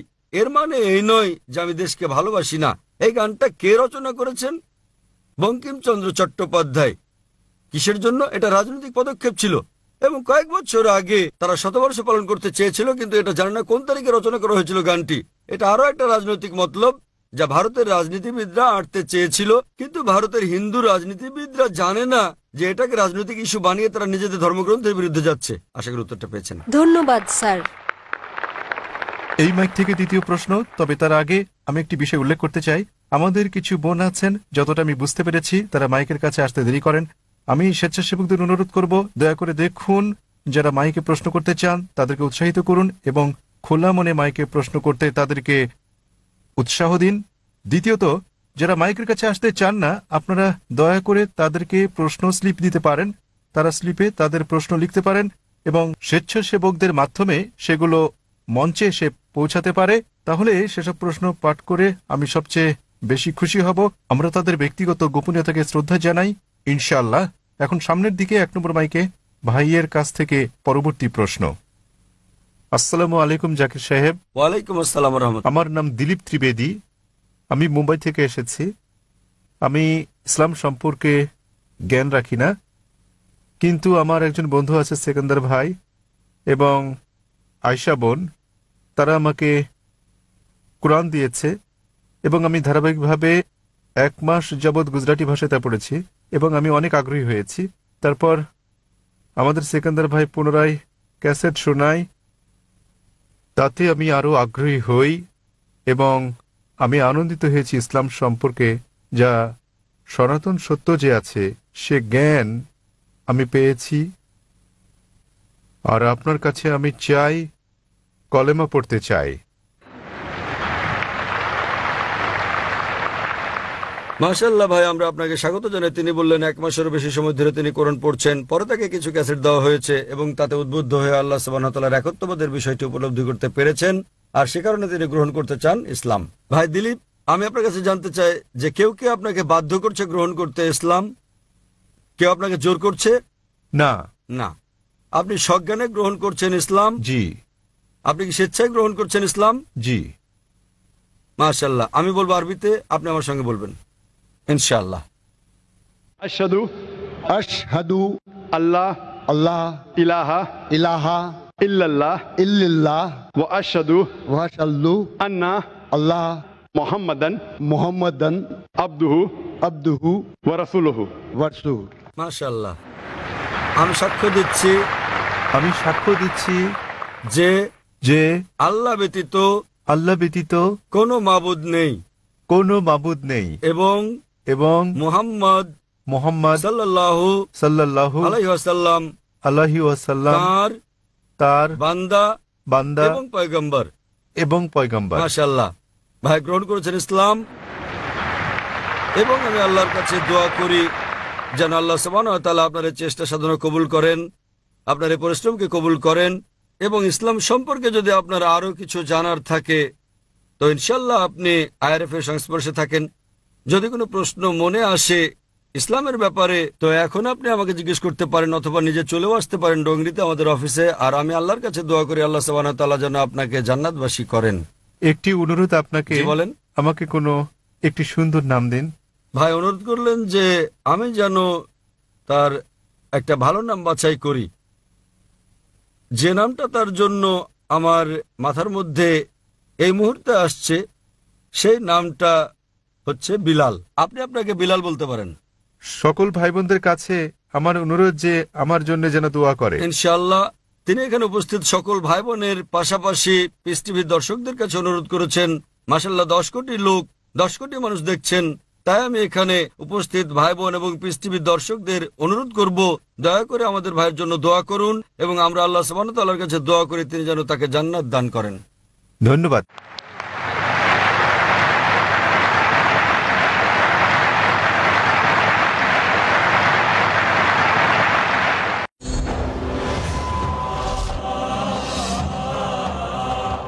হ্যাঁ বোন, এই মাইক থেকে দুটি প্রশ্ন, প্রথমে এক বোন, এরপর বোন দ্বিতীয় প্রশ্ন করতে পারবেন। শুভ সন্ধ্যা স্যার, আমি ডাক্তার কল্পনা। আমি চিকিৎসা বিষয়ক প্রশ্ন করতে চাই। মূলত ইসলামে পরিবার পরিকল্পনার অনুমোদন আছে কি না, এবং সাধারণত কেন লোকেরা এমটিপি অর্থাৎ মেডিকেল টার্মিনেশন অব প্রেগন্যান্সিকে টিএল অপেক্ষা বেশি পছন্দ করে থাকে, এবং তাদেরকে টিএল এর ব্যাপারে রাজি করানো বেশ কঠিন, অথচ এমটিপি করানো অনেক সহজ। কেন এমন হয়? বোন ডাক্তার তাই অনেক শব্দ সংক্ষেপ এমটিপিটিএল ব্যবহার করেছেন। বেশিরভাগ শ্রোতা এগুলো নাও বুঝতে পারেন, তবে আমি নিজে ডাক্তার হয় বুঝতে পারছি তিনি কি বোঝাতে চাচ্ছেন। বোন প্রশ্ন করেছেন ইসলামে পরিবার পরিকল্পনা সম্পর্কে, যে কেন মুসলিমদের টিএল অর্থাৎ টিউবাল লাইগেশন মানে স্থায়ী পরিবার পরিকল্পনা পদ্ধতির চেয়ে এমটিপি অর্থাৎ মেডিকেল টার্মিনেশন অব প্রেগন্যান্সিতে রাজি করানো সহজ। দুটোর উত্তর একসঙ্গে দিচ্ছি। পরিবার পরিকল্পনা একটা অত্যন্ত বড় এবং ব্যাপক ধারণা, পরিবারের পরিকল্পনা, এবং মূলত লোকেরা পরিবারের পরিকল্পনা করে সন্তানদের আগমন বন্ধ করতে চায়। তাহলে এক্ষেত্রে ইসলামে কি বলা হয়েছে? পরিবার পরিকল্পনার স্থায়ী যে সকল পদ্ধতি রয়েছে, হতে পারে এটা টিউবাল লাইগেশন টিএল যেটা বলেছেন, হতে পারে ভ্যাসেক্টমি, তবে যে কোনো স্থায়ী পরিবার পরিকল্পনা পদ্ধতি ইসলামে নিষিদ্ধ। দ্বিতীয়ত, যে কোনো ধরনের গর্ভপাত, যে কোনো MTP medical termination of pregnancy এটা নিষিদ্ধ, কারণ মায়ের জীবনের জন্য ঝুঁকিপূর্ণ না হওয়া সত্ত্বেও আপনি একটা জীবন হত্যা করছেন। যদি মায়ের জীবন ঝুঁকিপূর্ণ হয়ে পড়ে, এ কারণে যে ইতোপূর্বে তার কয়েকবার অপারেশন করা হয়েছে, এবং ডাক্তাররা যদি বলেন যে তার 4-5 বার অপারেশন করা হয়েছে, আরো একবার করলে তার জীবন ঝুঁকিপূর্ণ হতে পারে, অথবা তার হার্টের কোনো সমস্যা থাকলে এবং সে আর গর্ভধারণের কোনো কষ্ট সহ্য করতে না পারলে, সেক্ষেত্রে ইসলামী শরিয়ার বক্তব্য হচ্ছে বড় ক্ষতি রোধ করার জন্য ছোট ক্ষতি মেনে নেওয়া ভালো। মায়ের জীবন পৃথিবীতে আসতে যাওয়া সন্তানের জীবনের চেয়ে বেশি মূল্যবান। এহেন পরিস্থিতিতে শেষ ব্যবস্থা হিসেবে এসব পদ্ধতি ব্যবহার করা যেতে পারে। যে কোনো ধরনের স্থায়ী পদ্ধতি হোক, তা টিউবাল লাইগেশন, হতে পারে ভ্যাসেক্টমি, কিংবা হতে পারে মেডিকেল টার্মিনেশন অব প্রেগন্যান্সি, তা কেবল এইসব ক্ষেত্রে ব্যবহার করা যাবে, অন্য কোনো ক্ষেত্রে ব্যবহারের অনুমতি নেই। কেন নিষিদ্ধ এই সকল পদ্ধতি? কারণ পবিত্র কোরআনে বলা হয়েছে, সূরা আনাম অধ্যায় নম্বর 6 আয়াত নম্বর 151, স্বীয় সন্তানদেরকে দারিদ্র্যের ভয়ে হত্যা করো না, কারণ আল্লাহ সুবহানাহু ওয়া তাআলা তোমাদের ও তোমাদের সন্তানদের আহার দেবেন। আল্লাহ আবারও বলেছেন সূরা ইসরা সূরা নম্বর 17 আয়াত নম্বর 31, দারিদ্র্যের ভয়ে তোমাদের সন্তানদের হত্যা করো না, তোমাদের সন্তানদের ও তোমাদেরকে আল্লাহ জীবনোপকরণ দেবেন। সন্তান হত্যা করা হচ্ছে কঠিন পাপ। সুতরাং এই আয়াত অনুযায়ী যে কোনো মানুষকে হত্যা করা নিষিদ্ধ, এমনকি যে শিশু এই পৃথিবীতে আসছে তা সহ সব রকম মানুষ হত্যা করা নিষিদ্ধ। অন্যান্য অস্থায়ী পদ্ধতি গ্রহণের ব্যাপারে আলেমগণের মধ্যে মতভেদ রয়েছে। প্রথমে সবচেয়ে প্রচলিত হচ্ছে কপার টি। আর এই কপার টি আমি যখন পড়তাম মেডিকেল কলেজে তখন শিখেছিলাম এটা হচ্ছে একটা জন্ম নিরোধক। কিন্তু কপার টির ক্ষেত্রে কি ঘটে? ডিম্বাণু ও শুক্রাণু মিলে ইতোমধ্যেই তৈরি করে ফেলেছে জায়গোট। কিন্তু এই কপার টি জায়গোটকে জরায়ুর দেয়ালে ঝুলে থাকতে বাধা দেয়, মাতৃগর্ভের দেয়ালে লেগে থাকতে বাধা দেয়। তাই এটা খুবই আগাম গর্ভপাত ছাড়া কিছুই নয়। সুতরাং ইসলাম মতে যারা চিকিৎসা বিজ্ঞান সম্পর্কে জানেন তাদের ধারণায় কপারটিও নিষিদ্ধ। অন্যান্য অস্থায়ী পদ্ধতিগুলোর ব্যাপারে হতে পারে কন্ডম, হতে পারে অন্যান্য কোনো পদ্ধতি, মতপার্থক্য আছে। একদিন এক ব্যক্তি আমাদের নবীর কাছে এসে বললেন যে আমি করে থাকি আজল অর্থাৎ রতি বিরতিকরণ, এমন অবস্থায় বন্ধ করি যাতে নির্গত তরল স্ত্রী দেহে প্রবেশ করতে না পারে। এবং নবী চুপ ছিলেন। যেসব লোক কোনো অস্থায়ী ব্যবস্থার পক্ষে তারা বলেন নবী চুপ ছিলেন মানে অনুমতি দিয়েছেন, অন্য দল বলছে নবী চুপ ছিলেন মানে অনুমতি দেননি। মতপার্থক্য রয়েছে। তবে এখন আমি ফিরে যাব, কেন একজন মানুষ পরিবার পরিকল্পনা গ্রহণ করতে চায়, এটাই আমার মূল প্রশ্ন। সাধারণত একজন ডাক্তার কারো মাথা ব্যথা হলে তাকে অ্যাসপিরিন দেন, ক্রোসিন দেন। এটা কিন্তু প্রতিকার নয়, এটা একটা লক্ষণ ভিত্তিক চিকিৎসা। ব্যথার মাত্রাটা বাড়িয়ে দেয় যাতে আপনি ব্যথাটা অনুভব করেন না, কিন্তু এটা রোগের প্রকৃত নিরাময় নয়। জীবাণু ধ্বংস করাই হচ্ছে নিরাময়ের সর্বোৎকৃষ্ট উপায়। সুতরাং প্রথমে আমাদেরকে খুঁজে বের করতে হবে কেন মানুষজন পরিবার পরিকল্পনা গ্রহণ করতে চায়। যেসব কারণ খুঁজে পাওয়া যায় সেগুলোকে দুটো বড় ক্যাটাগরিতে ভাগ করা যায়। প্রথম ক্যাটাগরি হচ্ছে দারিদ্র্য। আপনি জানেন আমি দরিদ্র, যদি আমার অনেক সন্তান হয় তাহলে আমার নুনান্তে পান্তাপূর্ণর অবস্থা, অনেক সন্তান হলে মারাই পড়ব। অপর দলটা হচ্ছে ধনী, আমার অনেক টাকা আছে, তবে আমি আমার সন্তানকে ডাক্তার বানাতে চাই, আমার সন্তানকে ইঞ্জিনিয়ার বানাতে চাই। তারা এজন্যই পরিবার পরিকল্পনা করেন যাতে সন্তানকে ভালোভাবে মানুষ করতে পারেন। ইনশাল্লাহ দুটোই আলোচনা করব। প্রথম ক্যাটাগরির মানুষের কথা বলি, তারা দরিদ্র শ্রেণীর। ইসলামে এই সমস্যার সমাধান রয়েছে। ইসলাম ধর্মের তৃতীয় স্তম্ভ হচ্ছে জাকাত। প্রত্যেক ধনী ব্যক্তি যাদের সম্পদ নিসাব লেভেলের উপরে আছে, যাদের আছে 85 গ্রামের বেশি স্বর্ণ বা সমপরিমাণ, তাদের প্রত্যেক চান্দ্র বছরে অতিরিক্ত সম্পদের 2.5% দান করতে হবে। প্রত্যেক ধনী ব্যক্তি যদি জাকাত দেয় দুনিয়া থেকে দারিদ্র্য ঘুচে যাবে, একটি মানুষও আর না খেতে পেয়ে মারা যাবে না। সুতরাং যদি আপনার সমস্যা দারিদ্র্য হয়ে থাকে, ইসলামে তার সমাধান আছে। এবং যে ব্যক্তি জাকাত নেবে সমাজে সে ছোট হয়ে যাবে না। আর যে ধনী ব্যক্তি জাকাত দেন তিনিও দরিদ্রকে দয়া করছেন না, কারণ সম্পদ আল্লাহর দান, জাকাত দেয়া তার কর্তব্য। তিনি গরিবদের করুণা করছেন না। এবং গরিব লোকেরা যখন জাকাত নেয় এটা কোনো করুণা ভিক্ষা নয়, বরং এটা তাদের অধিকার। সুতরাং দারিদ্র্যই যদি সমস্যা হয় তাহলে আমাদের বাধ্যতামূলক দান অর্থাৎ জাকাত দিয়ে এর সমাধানের উপায় আছে। বিশ্বের সকল ধনী মানুষ যদি জাকাত দেয় দারিদ্র্য দূর হয়ে যাবে এবং একজন মানুষ আর ক্ষুধার জ্বালায় মারা যাবে না। এখন আসি কোরআনের আয়াতে, যা আমি আগে বলেছি। দুটো আয়াত, সূরা আনাম অধ্যায় 6 আয়াত নম্বর 151 এবং সূরা ইসরা অধ্যায় নম্বর 17 আয়াত নম্বর 31। উপর থেকে দেখতে একরকম মনে হলেও চক ও পনিরের পার্থক্য আছে। প্রথম আয়াত সূরা আনাম অধ্যায় 6 আয়াত নম্বর 151 বলছে, স্বীয় সন্তানদের হত্যা করো না দারিদ্র্যের কারণে, কারণ আল্লাহ সুবহানাহু ওয়া তাআলা তোমাদের ও তোমাদের সন্তানদের আহার দেবেন। সূরা ইসরা অধ্যায় নম্বর 17 আয়াত নম্বর 31 বলছে, দারিদ্র্যের ভয়ে তোমাদের সন্তানদের হত্যা করো না, কারণ তোমাদের সন্তানদের ও তোমাদের আল্লাহ সুবহানাহু ওয়া তাআলা জীবনোপকরণ দেবেন। একটু পরিবর্তন হয়েছে। প্রথম আয়াতে বলা হয়েছে তোমাদের ও তোমাদের সন্তানদের, সূরা ইসরায় বলা হয়েছে তোমাদের সন্তানদের ও তোমাদের। বাহ্যিক দিক থেকে দেখলে দুটো আয়াত একই। এখন প্রশ্ন হচ্ছে কেন আল্লাহ সুবহানাহু ওয়া তাআলা স্থান বদল করলেন? সবকিছুর পেছনে রয়েছে হিকমত। সুতরাং আলেমগণ মুফাসসিরগণ বলেন যে প্রথম আয়াত সূরা আনাম অধ্যায় 6 আয়াত 151-তে দরিদ্রদের কথা বলা হয়েছে। জানেন আমাদের ভাবনা বেশি সন্তান থাকলে আমরা এমনকি আমাদের সন্তানরাও মারা পড়বে। তাই সর্বশক্তিমান আল্লাহ বলেন চিন্তা করো না, স্বীয় সন্তানদের দারিদ্র্যের কারণে হত্যা করো না, আল্লাহ তোমাদের ও তোমাদের সন্তানদের আহার দেবেন। প্রথম আয়াতটা দরিদ্রদের জন্য, দ্বিতীয় আয়াত হচ্ছে ধনীদের জন্য। আর আমার কোনো আর্থিক সমস্যা নেই, তবে আমার ইচ্ছা আছে আমার সন্তান সংখ্যা কম হলে আমি তাদের ডাক্তার বানাবো, তাদেরকে ইঞ্জিনিয়ার বানাবো। তাই আল্লাহ বলেন দারিদ্র্যের কারণে তোমাদের সন্তানদেরকে হত্যা করো না, আল্লাহ তোমাদের সন্তানদের ও তোমাদেরকে আহার দেবেন। অর্ডার বদলে গেল। যারা ধনী অর্থাৎ দ্বিতীয় ক্যাটাগরির মানুষ, তাদের সমস্যার সমাধানটা কি? শুধু আপনাদের অবগতির জন্য বলছি, আমি আমার পিতামাতার পঞ্চম সন্তান। যদি তারা পরিবার পরিকল্পনা করতেন আমার জন্মই হতো না। আপনার মতে আমি কি সমাজের জন্য আশীর্বাদ না অভিশাপ? আপনি জানেন বিশ্বে সমাজে শ্রেষ্ঠ পেশা ডাক্তার, চিকিৎসক। সবচেয়ে ভালো পেশা ডাক্তার, এর চেয়ে ভালো কিছু নেই। আলহামদুলিল্লাহ পিতামাতার পঞ্চম সন্তান হয়েও আমি ডাক্তার হয়েছি। তবে আমি ডাক্তার হয়েছি মানুষের সেবার জন্য। কিন্তু যখন আরো ভালো পেশা পেলাম, আল্লাহ বলেন সূরা ফুসিলাত অধ্যায় 41 আয়াত নম্বর 33-এ, ওয়ামান আহসানু ক্বালা মিম্মান দাআ ইলাল্লাহি ওয়া আমিলা সলিহান ক্বালা ইন্নানি মিনাল মুসলিমিন। তার কথার চেয়ে কার কথা উত্তম হতে পারে যে মানুষকে আল্লাহর পথে ডাকে, ভালো কাজ করে এবং বলে যে আমি মুসলিম। যখন আমি আরো ভালো পেশা পেলাম, আমি শরীরের ডাক্তার হওয়ার থেকে হয়ে গেলাম আত্মার ডাক্তার। আমি যদি ডাক্তার থাকতাম আমি নিশ্চিত এখানে 1 লাখেরও বেশি মানুষ আছেন, তারা আমার কথা শুনতে আসতেন না। তারা এখানে এসেছেন কারণ আমি দেহের ডাক্তার থেকে আত্মার ডাক্তার হয়েছি। তাই আপনাদের কাছে আমার প্রশ্ন, আমি আমার পিতামাতার পঞ্চম সন্তান, আমি কি সমাজের জন্য আশীর্বাদ না অভিশাপ হয়েছি? মানুষজনের একটা ভুল ধারণা রয়েছে, যে যদি কম সন্তান থাকে তাহলে আপনারা বিকল্প সুবিধা নিতে পারবেন, তাদেরকে ভালো করে মানুষ করতে পারবেন।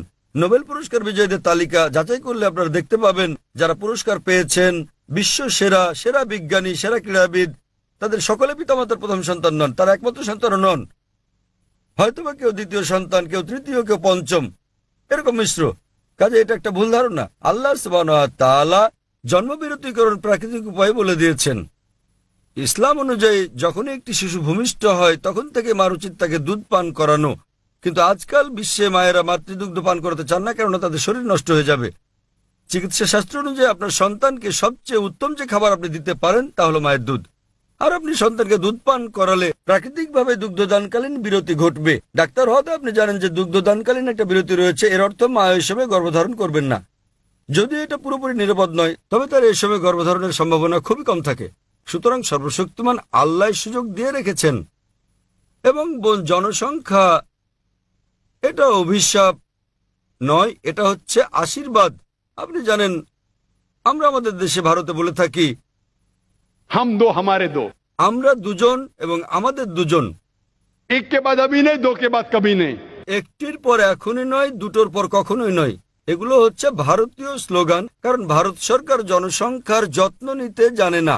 আমেরিকা গেলে দেখবেন শিশুরা টি শার্ট পরে থাকে যাতে লেখা থাকে আমি আমার পিতার কর সাশ্রয়ী।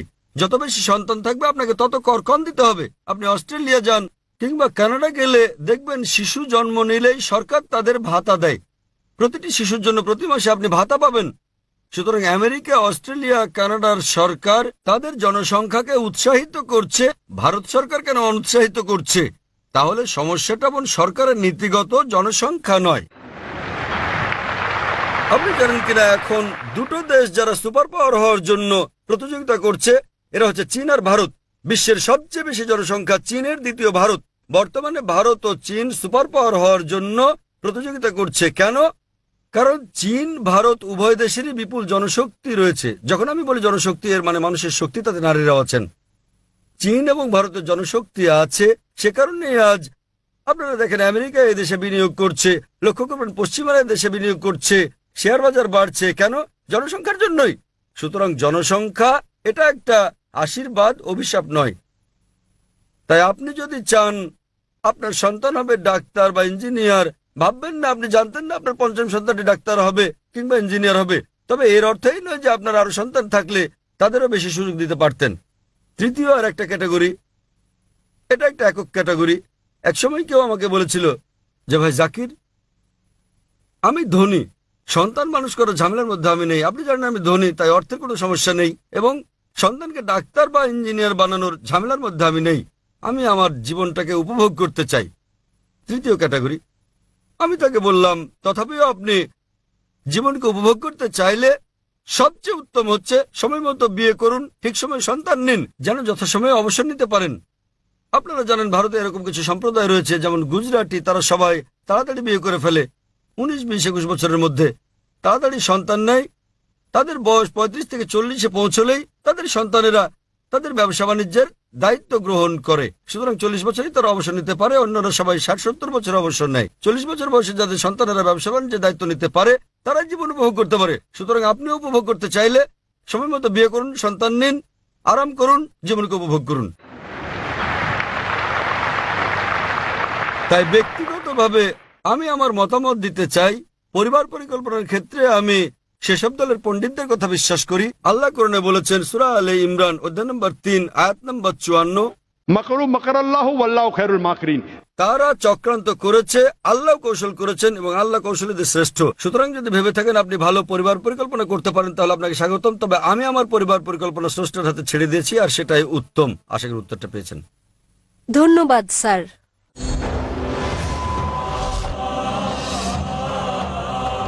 আমি অনুরোধ জানাচ্ছি, যদি কোনো বোনের কোনো সুনির্দিষ্ট প্রশ্ন থাকে তাহলে আসুন। ইসলামের ব্যাপারে কোনো জটিল প্রশ্ন থাকলে কিংবা ইসলামের কোনো বিষয়ে বিস্তারিত জানা থাকলে এখনই সময়। ডক্টর জাকির উপস্থিত আছেন, দয়া করে মাইকের কাছে যান এবং আপনার প্রশ্ন করুন। শুভ সন্ধ্যা স্যার, আমার নাম মঞ্জু সিং, আমি নাগপুরের বাসিন্দা। আমি বেদের ব্যাপারে একটি প্রশ্ন করতে চাই, কারণ আমি বিশ্বাস করি বেদ হিন্দু ধর্মের মূল ধর্মগ্রন্থ। তাই আমি জানতে চাই আপনি বিভিন্ন ধর্মগ্রন্থের অভিন্ন দিকগুলো তুলে ধরছেন, যা অন্যান্য ধর্মগ্রন্থে একই রকম, কিন্তু কেন আপনি অমুসলিমদের কাছে সেসব দিকগুলো তুলে ধরছেন না যেগুলো পরস্পর সাংঘর্ষিক কিংবা যেগুলো পরস্পর বিপরীত? কারণ হিন্দু মেয়ে হিসেবে আমি অভিন্ন দিকগুলো বিশ্বাস করলেও এটা জানা অত্যন্ত গুরুত্বপূর্ণ হিন্দু ধর্মগ্রন্থের কোন দিকগুলো অন্যান্য ধর্মের সঙ্গে অভিন্ন এবং কোনগুলো ভিন্ন। বোন খুব সুন্দর একটা প্রশ্ন করেছেন। তিনি বলেছেন আমি বেদ থেকে উদ্ধৃতি দিয়েছি, সাদৃশ্যগুলো তুলে ধরেছি, কেন বৈসাদৃশ্যগুলো সম্পর্কে বলিনি, এবং তিনি সাদৃশ্যের পাশাপাশি বৈসাদৃশ্যগুলো জানতে চেয়েছেন। বোন, আমি যেমন ইসলাম ধর্ম ও হিন্দু ধর্মের সাদৃশ্যগুলোর উপর কয়েক ঘন্টা ধরে আলোচনা করতে পারি, তেমনি আমি ইসলাম ধর্ম ও হিন্দু ধর্মের বৈসাদৃশ্য নিয়েও দীর্ঘ আলোচনা করতে পারি। তবে আমার সাদৃশ্য নিয়ে কথা বলতে পছন্দ হওয়ার কারণ কোরআনে আমার স্রষ্টা আল্লাহ সুবহানাহু ওয়া তাআলা আমাকে সেই উপদেশই দিয়েছেন।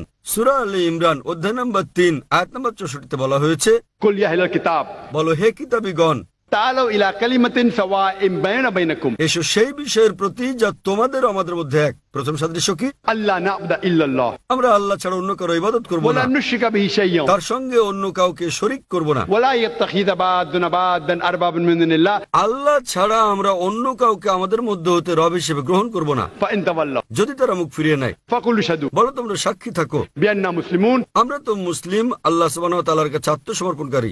কোরআনের এই আয়াত আমাদের পথ দেখাচ্ছে কিভাবে বিভিন্ন ধর্মের মানুষের সঙ্গে কথা বলতে হবে। এসো সেই বিষয়ের প্রতি যা তোমাদের ও আমাদের মধ্যে এক। প্রথম সাদৃশ্য কি?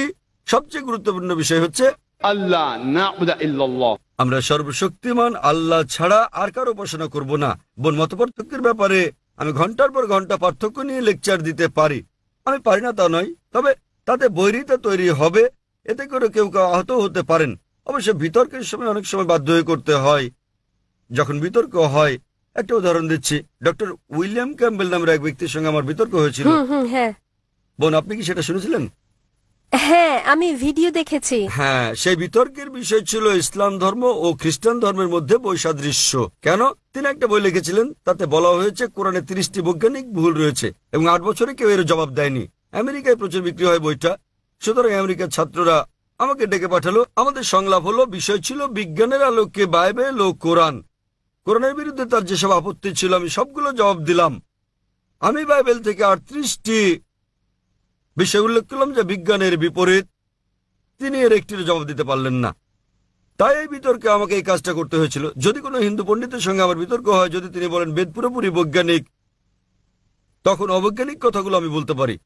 তবে যদি আমি বৈসাদৃশ্য নিয়ে কথা বলি, হতে পারে তখন আপনি মনক্ষুণ্ণ হবেন। সেজন্য যদি আপনি আরো গভীরে যেতে চান, তাহলে IRF এর কাছে প্রশ্ন রাখতে পারেন। আমরা আপনাকে সব রকম তথ্য দেব। তবে জনসমক্ষে নিতান্ত বাধ্য না হলে ব্যক্তিগতভাবে আমি বৈপরীত্য নিয়ে আলোচনা করতে চাই না। তার মানে এই না যে আমরা সচেতন নই। তবে সাদৃশ্যগুলো জানা থাকলে যা আপনাদের বলছি, আসুন আমরা অভিন্ন বিষয়গুলো অনুসরণের ব্যাপারে একমত হই। তাই আমি জনসাধারণকে বলি, যেগুলো একই বেদে, বাইবেলে, কোরআনে, যাতে সবাই একমত হয় যে অন্তত একটা গ্রন্থ ঈশ্বরের বাণী। হিন্দুরা বলবে বেদ ঈশ্বরের বাণী, খ্রিস্টানরা বলবে বাইবেল ঈশ্বরের বাণী, মুসলিমরা বলবে কোরআন আল্লাহর বাণী। আমি তাদেরকে একটি কথা বলি যা সবাই মেনে নেবেন। আসুন আমরা মেনে নেই যে বিষয়গুলোতে মিল রয়েছে। সুতরাং যখন আমরা অভিন্ন বিষয়গুলো দেখি, বেদ, বাইবেল, ইহুদিদের ধর্মগ্রন্থ, তালমুদ, কোরআনে, সবগুলো ধর্মগ্রন্থেই বলা হয়েছে ঈশ্বর এক। সবগুলো ধর্মগ্রন্থে বলা হচ্ছে সর্বশেষ নবী হযরত মুহাম্মদ সাল্লাল্লাহু আলাইহি সাল্লাম। সেজন্য আমি আপনাকে বলছি, বোন, কেন আপনি এক ঈশ্বরে বিশ্বাস করেন না? আমি আপনাকে জিজ্ঞেস করছি, বোন, আপনি কি এক ঈশ্বরে বিশ্বাস করেন? হ্যাঁ, আমি বিশ্বাস করি এক ঈশ্বরে। আপনি কি বিশ্বাস করেন, বোন, আপনি কি বিশ্বাস করেন সর্বশেষ বার্তাবাহক নবী মুহাম্মদ সাল্লাল্লাহু আলাইহি সাল্লাম? ঠিক এই কারণে আমি আপনাকে প্রশ্ন করেছি, কারণ কোরআন ও বেদ বোঝা খুবই কঠিন এবং আমি দ্বিধাগ্রস্ত। কোন ধর্মগ্রন্থটি ঈশ্বরকে পাওয়ার জন্য আমার জন্য অধিক গুরুত্বপূর্ণ? আমি ঈশ্বরের উপাসনার কথা বোঝাতে বোন, আপনি চাইছি। কি শুনেছেন আমার লেকচার ইসলাম ও হিন্দু ধর্মের মধ্যে সাদৃশ্য নিয়ে, অথবা হিন্দু ধর্মগ্রন্থে হযরত মুহাম্মদ সাল্লাল্লাহু আলাইহি সাল্লাম, এটা কি শুনেছেন? হ্যাঁ, শুনেছি। জানেন যে আপনার ধর্মগ্রন্থে বলা হয়েছে সর্বশেষ বার্তাবাহক নবী মুহাম্মদ সাল্লাল্লাহু আলাইহি সাল্লাম? হ্যাঁ। আপনি এটা জানেন? হ্যাঁ। তাহলে আপনি বিশ্বাস করেন যে নবী মুহাম্মদ আল্লাহর বার্তাবাহক? হ্যাঁ, অবশ্যই। আপনি কি বিশ্বাস করেন? হ্যাঁ। তাহলে আপনি যদি বিশ্বাস করেন যে ঈশ্বর একজন, যদি বিশ্বাস করেন প্রতিমা পূজা করা নিষিদ্ধ, এবং যদি বিশ্বাস করেন যে নবী মুহাম্মদ সাল্লাল্লাহু আলাইহি সাল্লাম সর্বশেষ বার্তাবাহক, তাহলে আরবি ভাষায় আমরা আপনাকে বলি মুসলিম।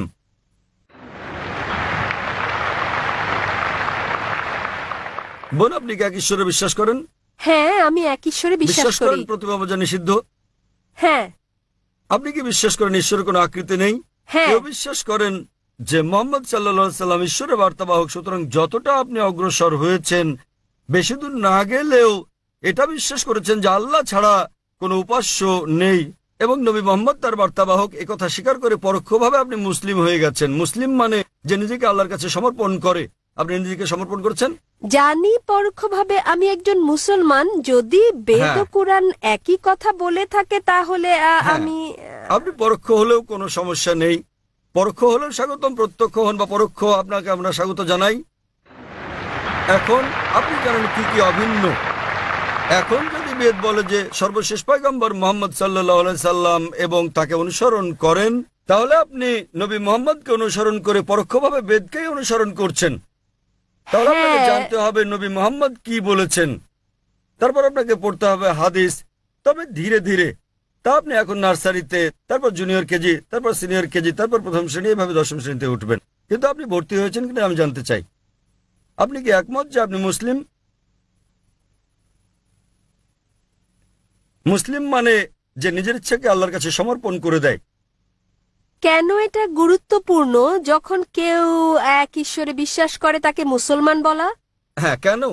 মুসলিম মানে এমন ব্যক্তি নিজের ইচ্ছাকে যিনি আল্লাহর কাছে সমর্পণ করেন, এবং আল্লাহর কাছে আত্মসমর্পণের গুরুত্বপূর্ণ দিক হচ্ছে এক ঈশ্বরে বিশ্বাস করা, মূর্তি পূজা নিষিদ্ধ বিশ্বাস করা এবং নবী মোহাম্মদকে বার্তাবাহক বলে বিশ্বাস করা। যদি আপনি এই কথা বলেন, তার মানে আপনি নিজেকে সমর্পণ করতে সম্মত এবং এতে সময় লাগবে। এরপর আপনি স্ট্যান্ডার্ড 1-এ উঠবেন। ধীরে ধীরে আপনি জানতে পারবেন রোজা রাখার ব্যাপারে, দান করা, ডাকাতি না করা, চুরি না করা, এগুলো একে একে আসবে। কিন্তু আপনি সমর্পণ করতে সম্মত কিনা সেটা গুরুত্বপূর্ণ, এবং নবী মোহাম্মদের শিক্ষাগুলো মেনে চলতে সম্মত কিনা আপনার কাছে জানতে চাই আমি, বোন। হ্যাঁ, রাজি। তাহলে কি আপনি শাহাদা পাঠ করবেন? শাহাদা মানে আপনি আরবিতে বলবেন যে আল্লাহ ছাড়া কোনো উপাস্য নেই এবং নবী মোহাম্মদ তার বার্তাবাহক।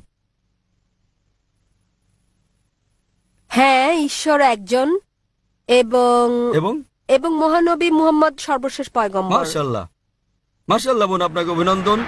আমি আরবিতে বলবো, আপনি আমাকে অনুসরণ করবেন। আপনি কি জানেন যা আপনি বলছেন সেটা সেই একই জিনিস? তবে আমি জানতে চাই বোন, কেউ কি আপনাকে বাধ্য করছে এটা বলতে? না, কেউ না। কোনো চাপ প্রয়োগ করছে? না। সম্পূর্ণ নিজের ইচ্ছায়। হ্যাঁ। ঠিক আছে বোন, আমি আরবিতে বলবো, আপনি শুনে বলুন। अशहदु अशहदु अल्लाह अल्लाह इलाहा इलाहा इल्लल्लाह इल्लल्लाह व अशहदु व अशहदु अन्ना अन्ना मुहम्मदन मुहम्मदन अब्दुहु अब्दुहु व रसूलुहु। व रसूलुहु। আমি সাক্ষ্য দিচ্ছি, আমি সাক্ষ্য দিচ্ছি আমি সাক্ষ্য দিচ্ছি যে কোনো উপাস্য নেই যে কোনো উপাস্য আল্লাহ নেই ছাড়া, আল্লাহ ছাড়া, এবং নবী মুহাম্মদ এবং নবী তার উপর মুহাম্মদ শান্তি বর্ষিত হোক তার উপর শান্তি হলেন বর্ষিত হোক আল্লাহর বান্দা হলেন আল্লাহর এবং বান্দা আল্লাহর রাসূল। এবং আল্লাহর রাসূল। মাশাআল্লাহ, ধন্যবাদ। আপনাকে আমি অভিনন্দন জানাই বোন। এখন আপনি ইসলামে প্রবেশ করেছেন এবং ইনশাআল্লাহ আরো জ্ঞান অর্জন করে প্রথম স্ট্যান্ডার্ড, দ্বিতীয় তৃতীয় স্ট্যান্ডার্ড শ্রেণীতে উঠবেন। ইসলামিক রিসার্চ ফাউন্ডেশনের বন্ধুদের সংস্পর্শে থাকুন এবং আপনাকে দিক নির্দেশনা দিতে আমাদের ভালোই লাগবে। আর যদি কোনো প্রশ্ন থাকে কোরআন সম্পর্কে, ইসলাম সম্পর্কে, আপনি করতে পারেন। হিন্দু ধর্ম সম্পর্কেও কোনো প্রশ্ন থাকলে করতে পারেন। জি, আপনাকে সুস্বাগতম বোন, এবং আমি আল্লাহ তাআলার কাছে দোয়া করি তিনি যেন আপনাকে জান্নাত দান করেন। ধন্যবাদ স্যার।